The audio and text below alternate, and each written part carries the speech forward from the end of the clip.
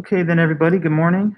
Welcome back again. It's just another minute pretty much until we get the class lecture started. But for now, good to see you guys and just get ready to go. We'll be set to go in a few moments.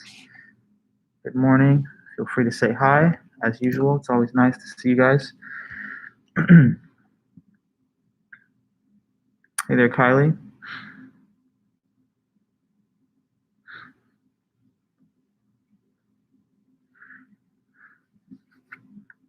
Hey, Chase, Sydney, good. See you guys.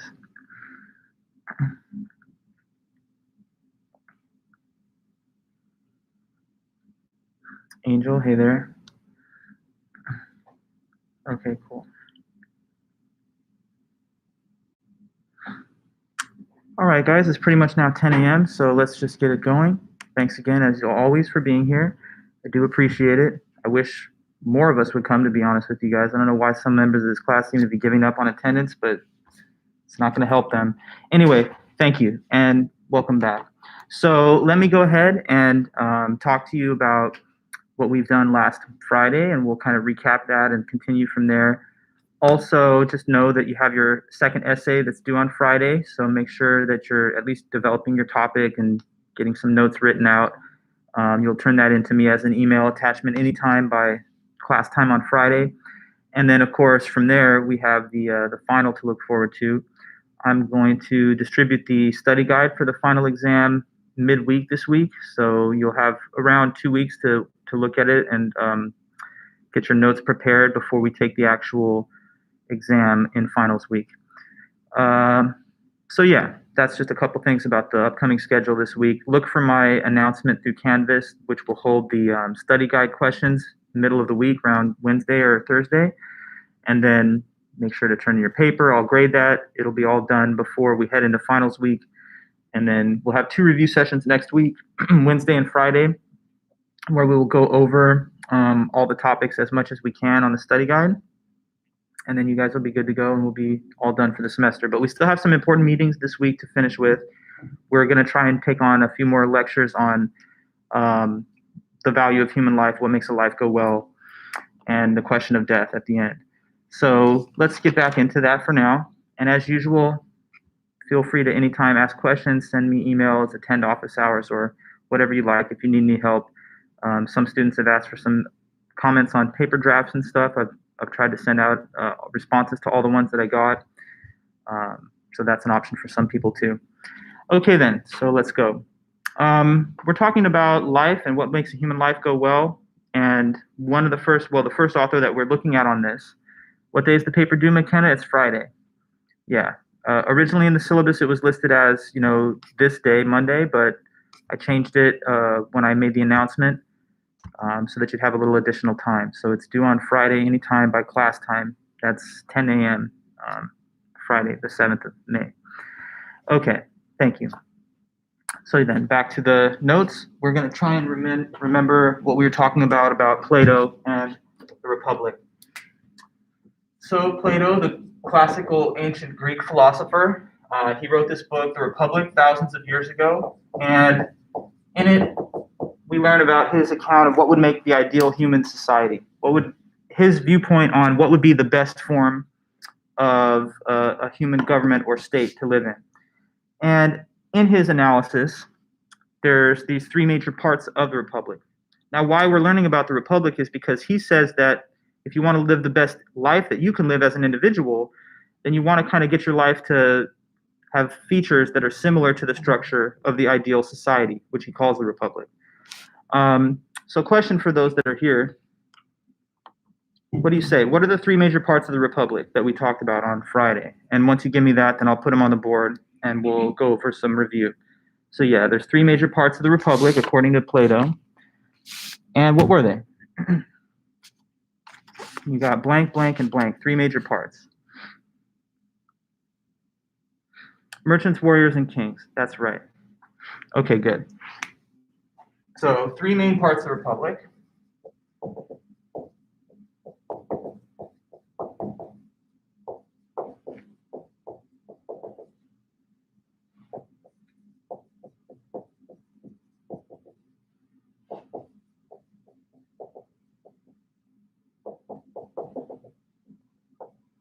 Merchants, warriors, kings.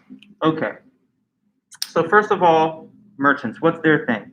They are the people who produce goods and services and trade them for profit. So that would be the equivalent of just like, a lot of people in society who own and operate small businesses, medium-sized, large businesses, and their entire, life is devoted to running that business, producing goods and services through it that they can then trade, sell, etc., for profit. So these are working people trying to work a trade or craft to profit. That's a lot of people. That's the largest compartment of the republic. So most members, it has the most membership of members of society. Now, secondly, you have the warriors. The warriors, they have a different function or task within the republic, not to produce goods and services that are traded for profit or sold for profit, but instead just to provide for the defense. So these are like the security forces, the equivalent of military, police, National Guard. Their duty is to protect against external threats and to protect against any internal instability if it does arise. So that's the warrior class. Obviously, those are not people who are selling goods for profit, but rather providing defense and security. And then the third class would be the kings. And that's very important because this is the political leadership class. These would be the individuals tasked with the ultimate obligation of making policy decisions for the sake of the whole society. So this is like the equivalent of, heads of state and political leadership, like congressional leaders, presidents, prime ministers, monarchs, if such there be. And they run the show. They order and control the actions of the warrior class when they think it's needed to call them into service. And they also set the policies and rules that everyone lives according to in the republic. Now, I was just about to talk to you about the virtues that are associated with each of the different parts of the republic. And I think that's kind of where we ran out of time. Let me remind you about the definition of the word virtue, and then we'll quickly speak on what is the so-called virtue of each of these three parts of the republic. So the word virtue in the first place refers to a quality that something has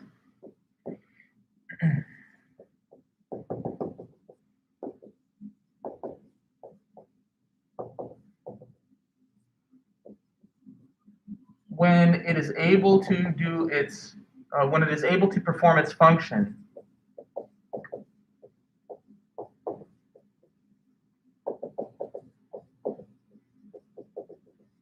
excellently well. So when it can do its thing very well, then it has this so-called virtue that is distinctive of it.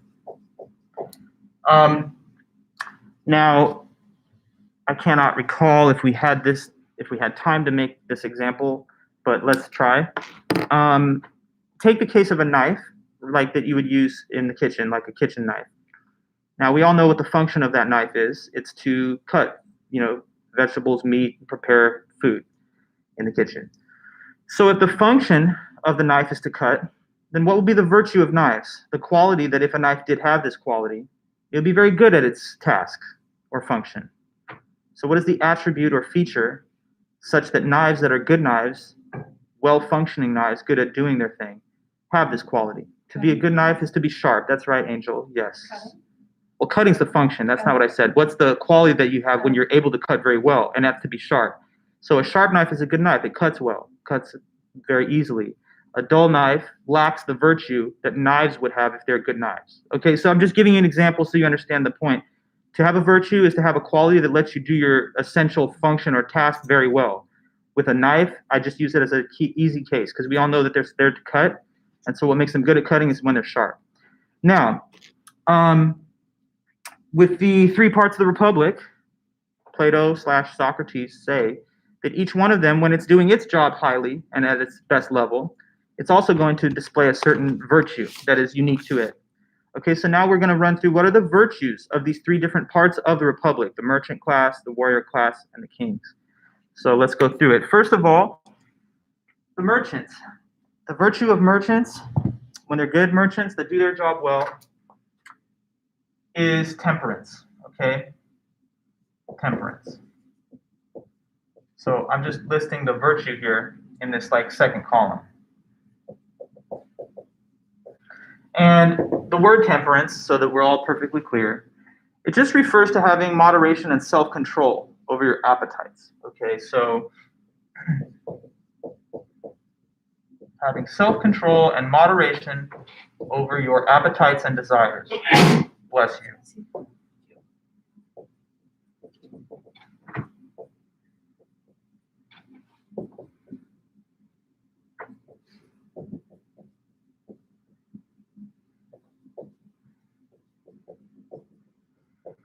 So the virtue of merchants is to have temperance. That quality is when one has self-control and moderation over their appetites or desires. Okay, so temperance is just having that moderation and self-control like you see it on the board. If you don't have temperance, if you don't have self-control, then you can become too greedy. You can become too wrapped up with the things that you want, and that might cause you to make unwise, foolish, or short-sighted decisions. So merchants that are supposed to be trying to produce goods and services to make a profit, they should make a profit, but they should not become so greedy in the desire for profit that they basically end up selling things at an inflated cost or an inferior quality of product so that they can simply rip off the marketplace. If that's the case, then we would have a bunch of fraudulent and con artist type of vendors of services and goods that would not do a service to the society. So they should be able to make profit and etc., but they should be able to do so with a certain range of moderation and self-control. They shouldn't let their greed get the best of them or their appetites get too far carried away, because if they can't curb those appetites and desires, then they will end up becoming shady and dishonest business people, and that's not going to be good for society. So merchants should have temperance. Hopefully, I've made some clear sense of that. Yes. This is kind of off topic, but like, was there in his idea? Was there like still a hierarchy within the merchants? Interesting question. I don't know. I think not necessarily, because he thinks the hierarchy is just kind of like established on the basis of where you place in society at the end. So like merchants, I guess. Like I don't know if I want to. Well, go ahead, say it. I was just gonna say because they're all selling different things. Someone's gonna end up with more money. Yeah, well, some people will make more money and others people will make less, I guess, depending on the nature of the particular product or service that they are selling and how many people want it, right? But the overall point, I don't know. You're asking whether there's a hierarchy, like what meaning of better or worse, or of like more or less wealth? I guess. Well, yeah. Surely it's not supposed to be thought of as like a system where everyone has an equivalent level of wealth. Yeah, so like there can be inequalities in the distribution of wealth and income, as long as it doesn't tend to the disadvantage of society as a whole, like where some people are just selling like fake crystals and stuff and making a bunch of money off of it, and everyone's now poor because they're wasting their hard-earned money on things that are not good or necessary. So that's got to be the sort of constraint or the check against out of control business class that's just making a bunch of money by ripping everybody off. They have to have some kind of moderation and self-control in order to fit into the society, do a productive job for the whole benefit of society, but not just exclusively only for themselves. Okay, good question. Now, the warriors, that would be our next category, the security forces that provide for defense and security. What should they have as a virtue? The virtue of warriors is claimed as courage. Sometimes it's labeled bravery, but I think fine to just use the label courage. Courage, probably you're pretty familiar with that. That's just being willing and able to face danger when it's right and necessary. Okay, so the ability to face danger when it is right and appropriate to do so.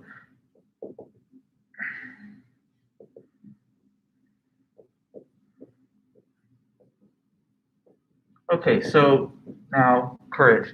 Warriors have to defend and provide security. They have to be willing to fight, face danger, face risks, face threats. So how could they be good at their job? How could they provide capable and effective security and defense if they didn't have courage, if they were basically afraid all the time? So you really wouldn't be a very good soldier or police officer if you're living in fear of danger all the time, and such that you would not even risk your life or health in order to carry out a mission or an objective. So people who don't want to ever have their lives at risk probably shouldn't be warriors, or at least if they were warriors, they wouldn't be the best of all warriors, because these are people that are not going to be willing to face danger, which is a necessary aspect of taking jobs like those. Well, I mean, look, to be fair though, we're not talking about modern day, Western liberal democracy where someone chooses to join this part of society. In Republic of Plato, you would just be placed there whether you liked it or not because of your performance on examinations. But at any rate, what I was saying is just this. You're not going to be a good warrior if you're not brave and you don't have courage. Because if you're afraid to face a dangerous situation, that's what's liable to happen in the course of doing your duties as a warrior in a society. Think of a military member, police officer, or what have you. So we want good warriors that are capable of protecting us and defending our society, but if they're scared and they're not willing and able to face danger, then they can't do very good at that. Finally, we get to the kings, okay? So kings, the virtue that they should exhibit when they're good kings and they can lead well and make good decisions is simply to have wisdom. So wisdom is the virtue of the king class. Wisdom, the ability to make sound decisions based on proper analysis. Okay, so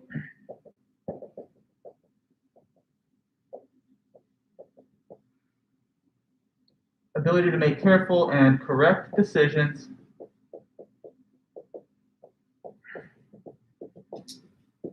based on proper analysis. So the kings decide on the policies, and they also make decisions about whether and when we're supposed to use these warriors to defend ourselves or to defend the republic.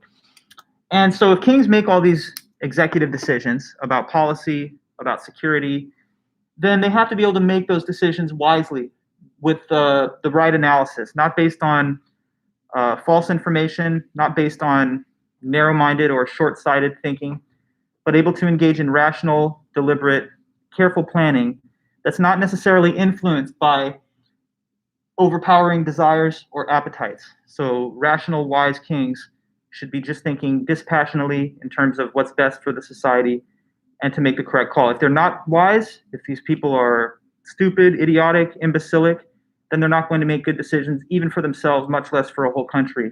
So, what makes for a good republic is when each of the parts of the republic are doing their job according to their virtue. And also, importantly, Plato and Socrates say that when the republic is functioning at its highest level, all of the three parts are in harmony and they cooperate with each other. They do not have tension, conflicts, or internal divisions. And what that means is that they are all supposed to bow down and peacefully submit to the rule of these kings. They're not supposed to challenge or try to overthrow, much less, the right rule of kings. So if all three parts willfully submit to the rule of the kings, do their job according to their virtue, and do not try to overstep their boundaries and like to get into the lane of the other two parts of the society, that would be a well-functioning and flourishing, harmonious society of the republic. So when I say that they're not supposed to overstep their boundaries and do the work of other parts, that's important. The merchant class, for example, should not try to like overthrow the kings and bend society to their profit motivation. That would undermine the health and well-being of the society as a whole. In the same way, the warriors should not try to like stage a military coup to overthrow the kings, because once again, even if they did have the ability to seize power, they're not fit to rule because they don't have the wisdom that you need to make the right decisions. Same with the merchant class. They're good at making goods and services and profiting off of it, but not at leading a society by making careful policy decisions. Warriors are good at fighting to protect and defend, but they're not intellectually equipped to make the kind of decisions that you have to do as a policymaker who's a king. Likewise, kings, as much as they're ordering and ruling society, they shouldn't, let's say, try to like micromanage battlefield decisions or whatever. That would be more well suited to the job of the warriors. Nor should they, let's say, try to insert themselves into private market decisions in the marketplace as long as they don't negatively impact the health of society as a whole. So each part of the republic should do its job. They should all basically follow the lead of the kings and not try to overthrow it. And they should act according to their own virtues. But when this happens, that's when he thinks you have a good society that's functioning at its best level. Let me read a little of his work from the book, and you can see him put it his way. He says, "Therefore, isn't it appropriate for the rational part to rule, since it is really wise and exercises foresight on behalf of the whole soul, and for the spirited part to obey it and be his ally?" And these two, the rational and spirited parts, the warriors, having been nurtured in this way and having truly learned their own roles and been educated in them, will govern the appetitive part. Okay, so now let me continue this discussion because remember, this is all supposed to build towards an explanation of what would make an individual's life go as well as possible. All we've heard so far is what would make the ideal society, the ideal republic, according to Plato. But next, what he says is how this overall picture here applies to the case of an individual. Because the ancient Greeks and Plato believed that we all have a soul, that we each have, an individual human soul, and they believed in the immortal soul, and they thought that the soul was divided into three different parts also, just like the Republic was. So Plato now talks to us about what are the three so-called parts of the human soul. And what you will see is that they bear striking similarities to the three parts of the Republic. And as Plato sees it, and Socrates, his teacher, sees it, if you want to live your best life, then you should try to get your soul in the same type of structural order and harmony as the Republic has with its three parts. But now we need to learn what are the three parts of the human soul so we can get that connection between the two concepts. So I'm going to erase this stuff a little bit, and we're going to next talk about the three different divisions within the individual human soul, according to the Greeks. Okay.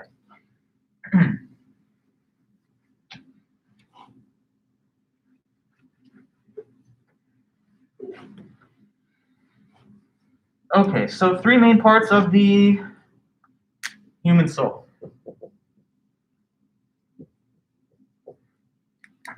All right, so what were these? First of all, one of those parts he calls the appetitive part. Okay, now the appetitive part of your soul, what's the overall description of that? That's the part of your soul, according to this doctrine, that has desires and appetites for things that it wants to fulfill. Okay, so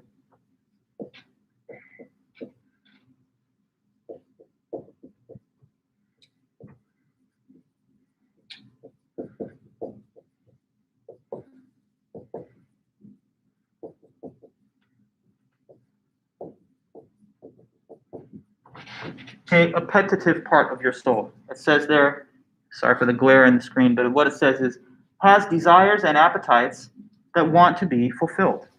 Okay, so like one part of you and me, and I guess according to this idea, all human beings, is that you want stuff sometimes, right? You have desires. Now, these desires and appetites, let us not narrowly construe them as like literally just for food, although that's one example. You maybe have a desire for a burger or something right now, and that's something you want. But in general, we have a lot of other very in big picture desires too. Like right now, I know because you're my student that you desire to graduate college. Why else would you be doing this, right? So that's a desire. Hopefully, you can fulfill it. I'm sure you will, but that's a goal, and that's just scratching the surface. What about maybe you have a desire to someday, I don't know, own a home or get married or have kids or start a business or travel to certain places that you've never been yet or to have certain possessions, right? Those could be the subject matter of desires. Me, I'm really looking forward to the summer. I'm going to try and get the PS5, so that's a desire I have I want to fulfill. But, whether it's some new kind of item, technological gadget or gizmo, travel options, relationships with certain people, uh, children, family, home, whatever the case is, those are desires. And a lot of your life is spent in the pursuit of the things that you do desire. So, anyway, one major part of your soul is that appetitive part. Next, there's the spirited part of you, spirited part of your soul. Now, the second part, the spirited part, it's the kind of passionate part of you with a lot of pride that likes to display skill and it's competitive. So it hates to lose, loves to win, hates to be disrespected or dishonored. So that's one part of you, the spirited part. So passionate, prideful, competitive,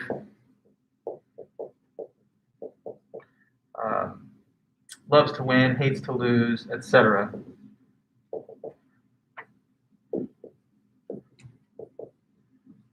Okay, so this is like the part of you that's kind of like, it would be activated if, say, you were like a athlete on a team and you're trying to win. So the part of you that wants to display and exhibit your skill on the field, but also to come away with a victory, that's a spirited part of you. Or it would be like the part of you that would be willing to fight if necessary to defend either yourself or other people that you care about or their honor or their integrity. So it's passionate. It's got a lot of pride. wants to compete, win, not lose. And that's another part of your soul too. Not so much about the desires for things or experiences, but rather to show that it's, I don't know, victorious, noble, and doesn't want to be disrespected or dishonored. Now, a third part of you is the rational part of your soul.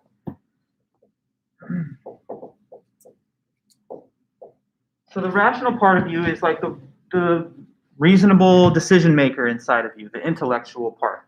So this is the part of you that does,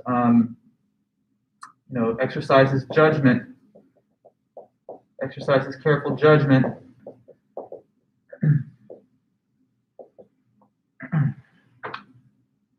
exercises careful judgment, and has foresight. Like it doesn't just look at what's happening right now, but it can engage in long-term planning and judgment.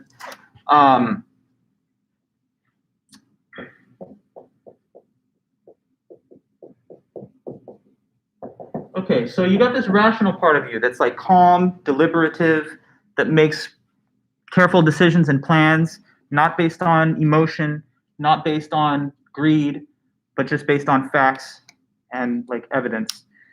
So these are the three parts of your soul. And let me see if you guys can figure this out. I tried to make it easy enough. With these three parts, which of them do you think stands for, well, let me start one by one. How about that?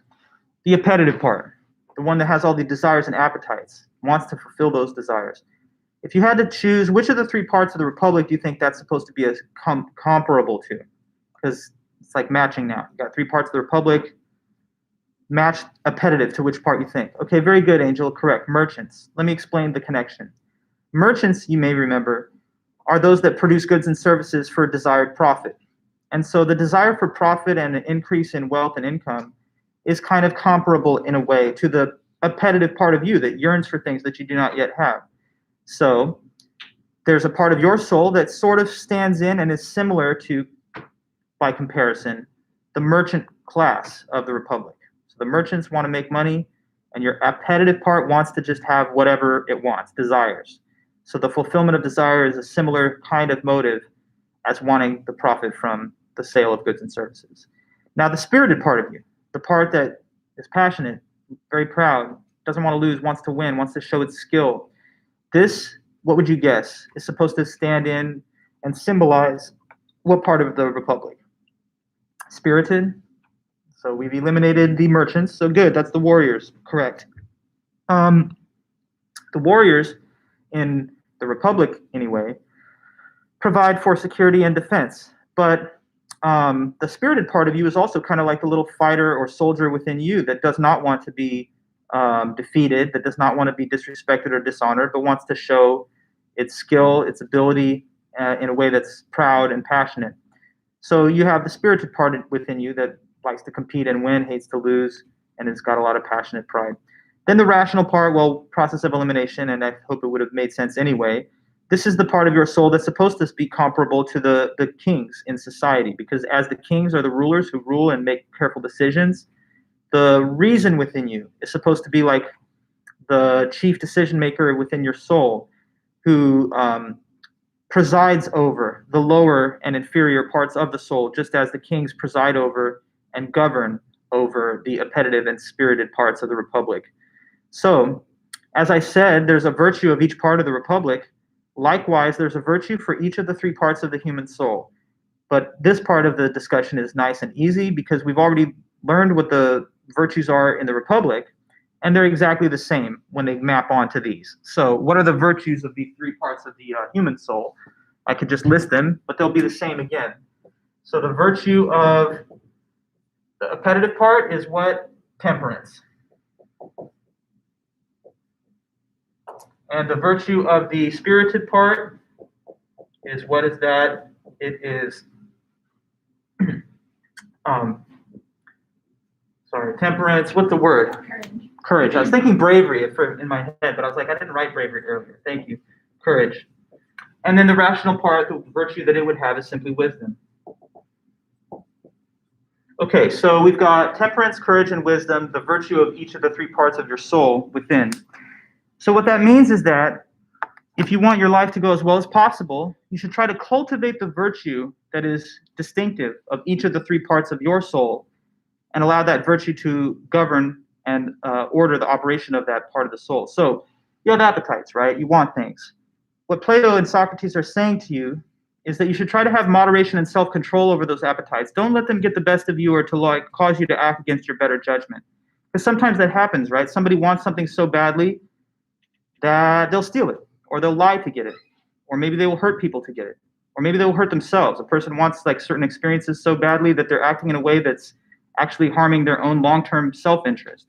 So it's nice to have appetites and to fulfill them. That's a major part of life, and according to these Greeks, that's a big part of having a human soul. But you also have to be able to curb the appetites in a way that doesn't allow them to become overly greedy or avaricious, you know? Now, the spirited part of you, that's another important part of you, but it should have courage. The part of you that needs to be able to step up, speak for yourself, defend important values or other people, that should have the courage to act when it's important and necessary to do so, instead of fear that would prevent you from doing certain necessary actions in life through your spirited nature. And then, of course, reason, the reason within you that's supposed to be like the executive that decides, that makes all the final decisions and that bestows order upon the other parts of the soul. If that part's not wise and reasonable, if it's foolish, imbecilic, idiotic, then you're going to have a poor choice of actions, and you're probably going to defer to the short-term self-interest rather than what's in your long-term interest. So what's a good life for a human being is to have each of the three parts of your soul, appetitive, spirited, and rational, exhibiting the virtue that is shown for each one. Your appetitive part should have self-control and moderation. Your spirited part should have courage and bravery, and the rational part within you should have wisdom. And if they all act this way, and if they defer to the proper leadership of your reason, then your life will go well and you will have a just and well-ordered soul, just as the Republic would be just and well-ordered in the same structure. Now I can read a little more from the Platonic writings, and this will come through a bit more clearly now. So he says, therefore, isn't it appropriate for the rational part to rule, since it is really wise and exercises foresight on behalf of the whole soul, and for the spirited part to obey it and be its ally? Glaucon says it certainly is. Let me make one quick note in passing. This discussion that you read here in this dialogue from our book is a dialogue that occurs between Socrates, Plato's teacher, and Glaucon, who is Plato's older brother. So this is like a chat really between Socrates and Glaucon. Plato's the writer of all of this, but he like writes down that his teacher and his brother had this conversation about what makes a life go well and what's the best, republic. So anyway, Glaucon says, precisely, Socrates. And then he says, and isn't it, as we were saying, a mixture of music and poetry on the one hand and physical training on the other that makes the two parts harmonious, the rational and the spirited part? Stretching and nurturing the rational part with fine words and learning, relaxing the spirited part through soothing stories and making it gentle by means of harmony and rhythm? And he says, yes. So Socrates continues, and these two, having been nurtured in this way and having truly learned their own roles and been educated in them, will govern the appetitive part, which is largest in each person's soul and by nature most insatiable for money. They will watch over it to see that it is not filled with the pleasures of the body and that it does not become so big and strong that it no longer does its own work, but attempts to enslave and rule over the classes that it's not fit to rule, thereby overturning everyone's whole life. He says that's right. Then wouldn't these two parts also do the finest job of guarding the whole soul and body against external enemies, reason by planning, spirit by fighting, following its leader, and carrying out the leader's decisions through courage? And he says, yes, that's true.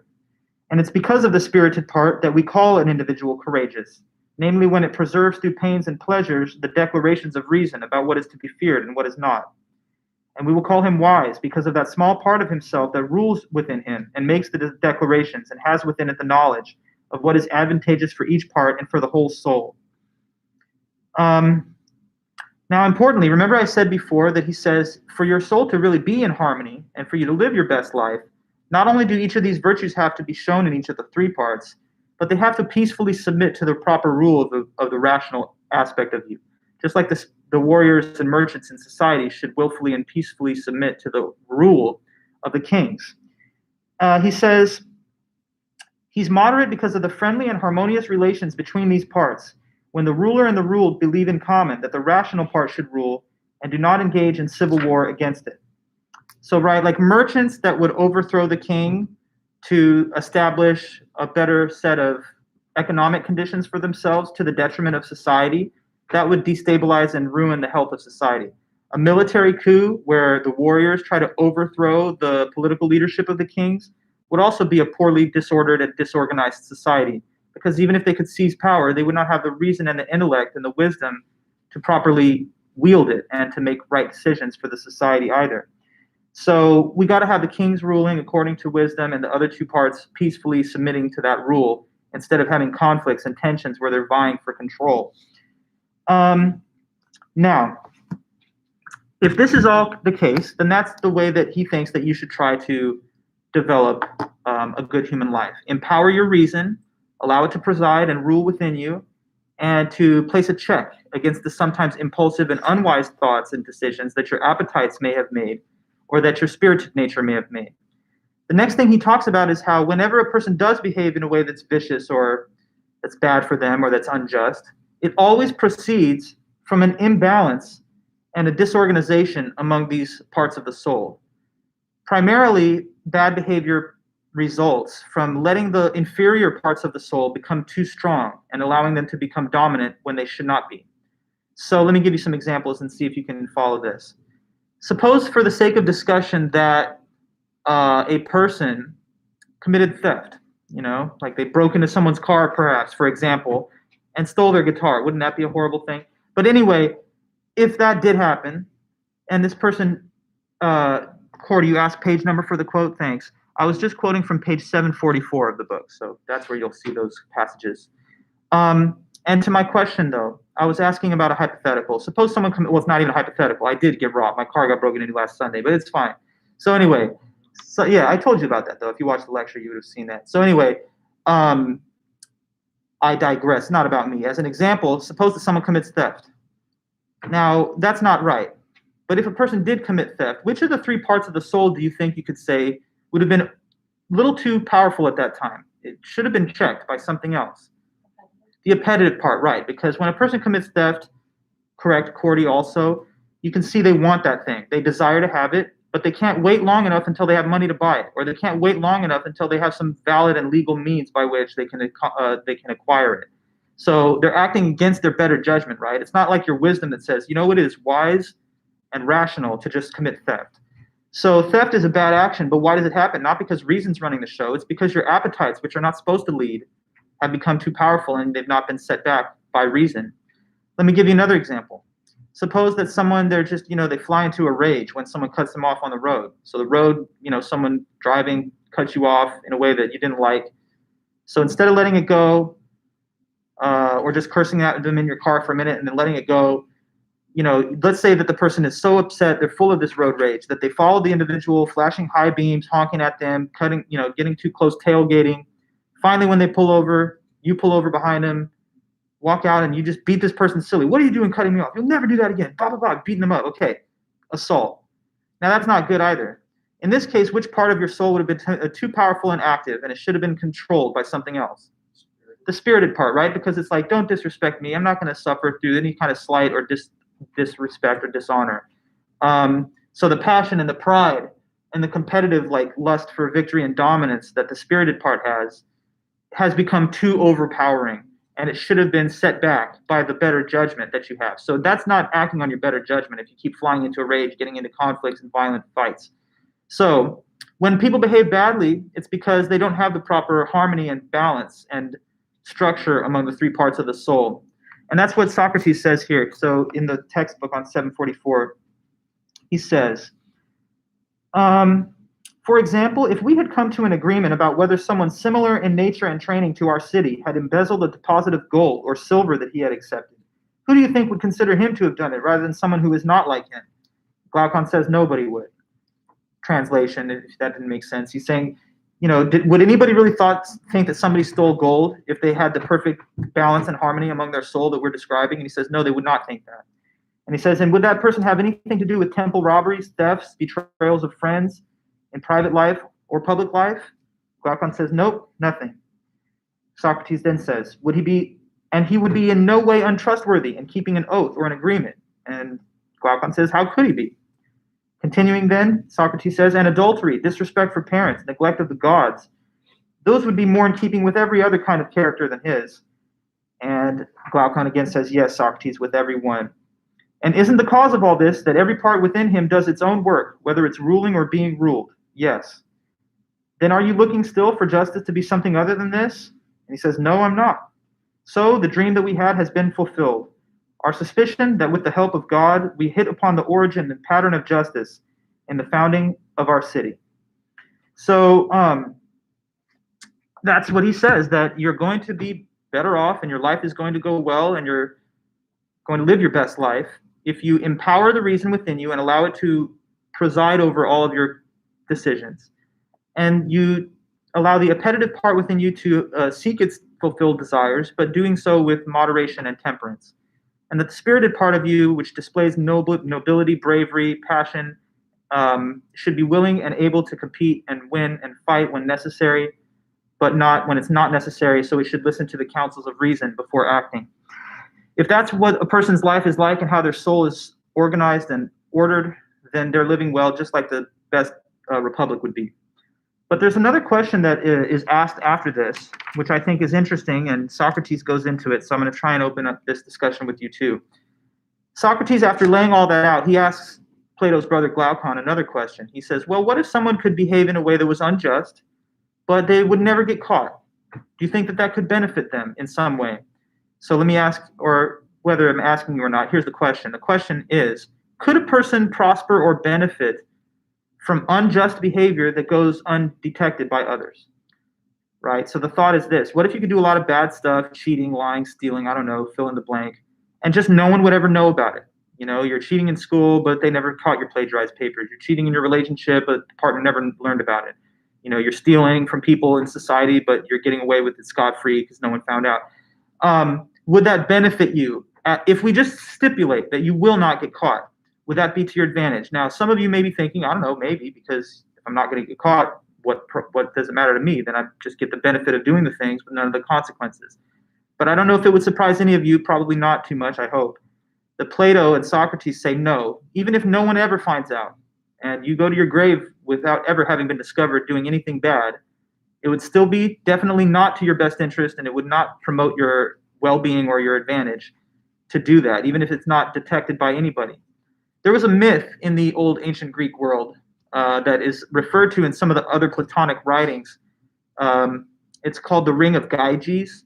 And in this myth, it's a legend, right? But they said that if you found this ring and you put it on your hand, then it would cloak you within invisibility. So you'd become invisible, basically.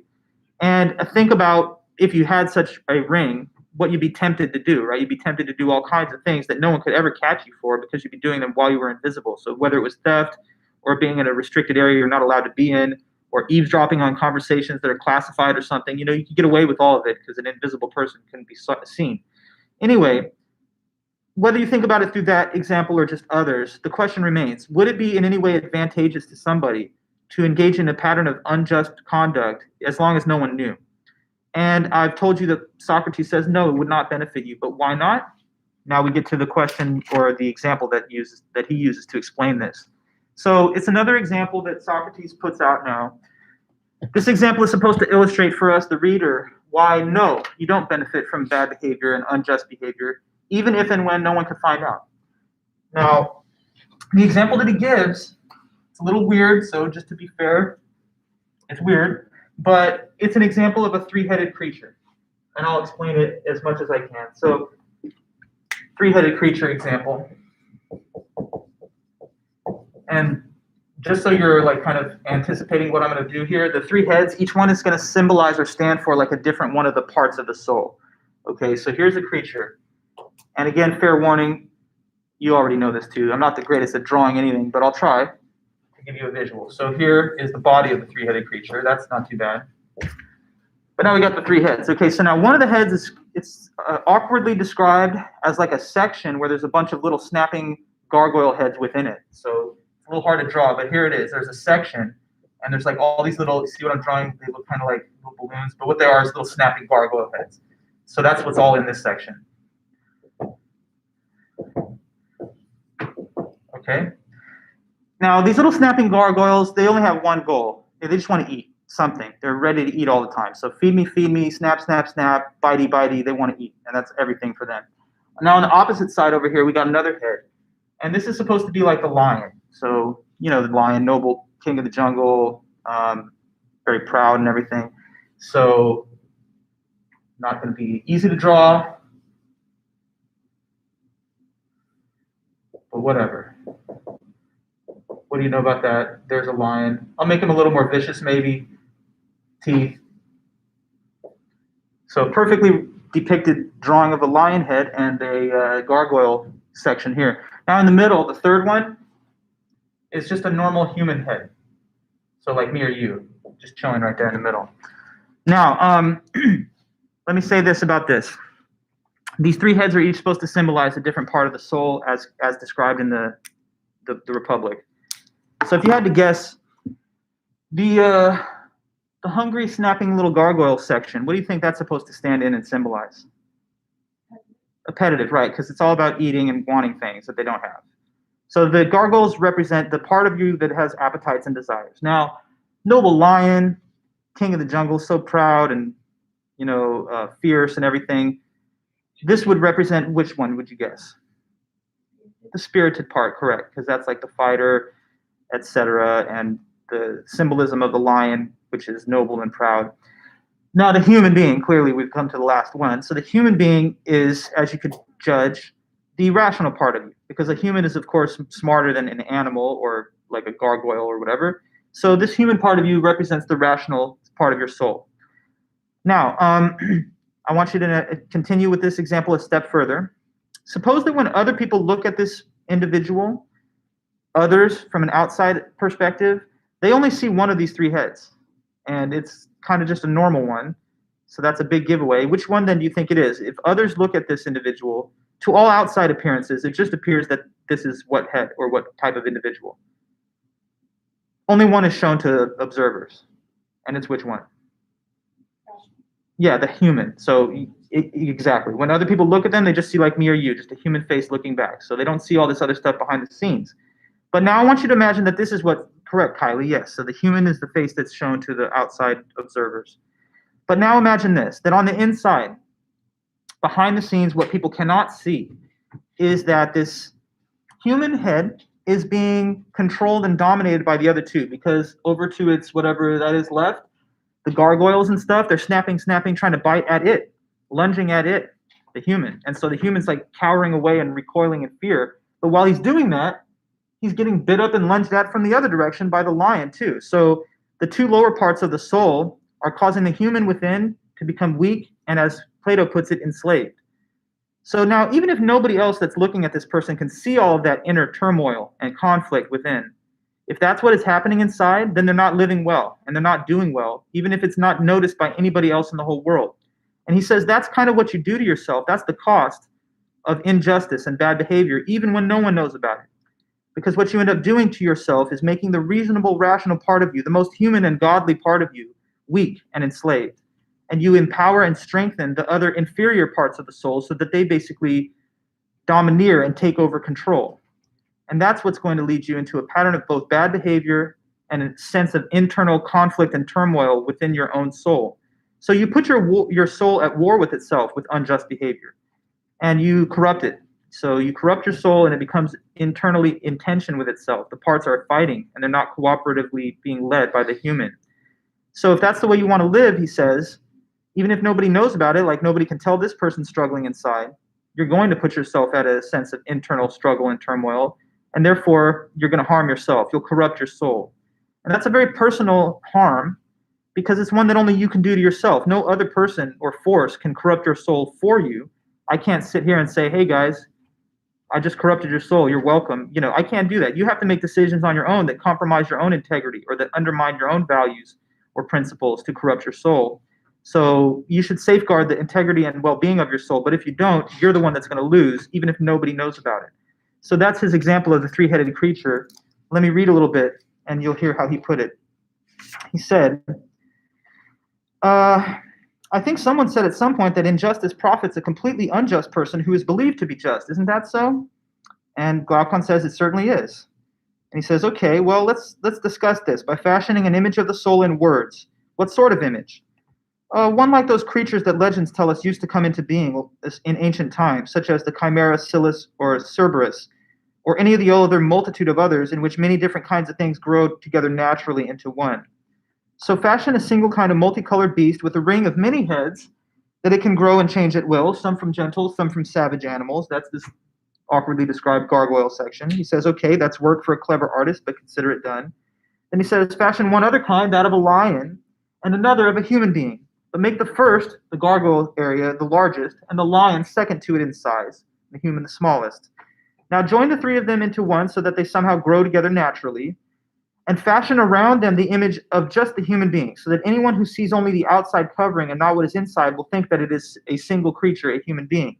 So if somebody tells you that injustice benefits you and that doing just things brings no advantage, tell him that he is simply saying that it is beneficial for you first to feed the beast and make it strong, and also the lion and all that pertains to him, and then to starve and weaken the human within, so that he is dragged along wherever either of the other two leads.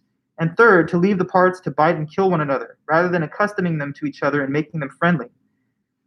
But wouldn't someone who praises justice maintain that all our words and deeds should ensure that the human being within the human has the most control, that it should take care of the many-headed beast as a farmer does animals, domesticating them and preventing them from becoming savage, and that he should make the lion's nature his ally, care for the community of all the parts, and bring them up in a way that they will be friends with each other and with himself.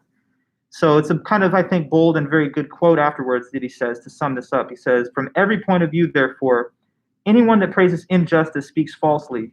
And that is whether we look at the matter from the point of view of pleasure, good reputation, or advantage. One that praises justice tells the truth, and one that condemns it has nothing good to say and does not know what they're talking about. So if there are people that you know who say, look, just cheat, lie, steal, get away with it. That's what life's all about. As long as you get away with it, you're winning. And that's going to be better for you as long as you don't get caught.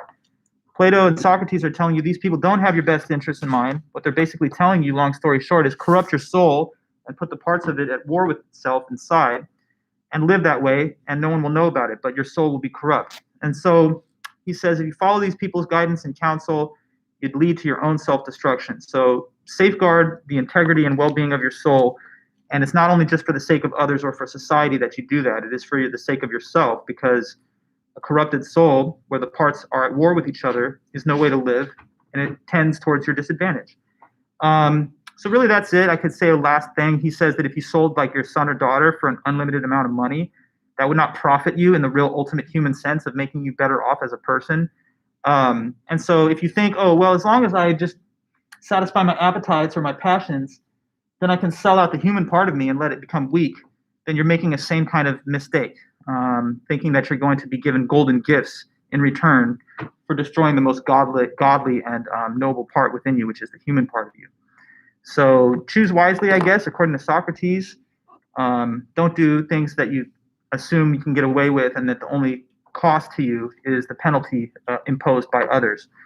And I guess that's about it for today anyway. So thank you guys. Sorry to keep you for an extra 2 minutes.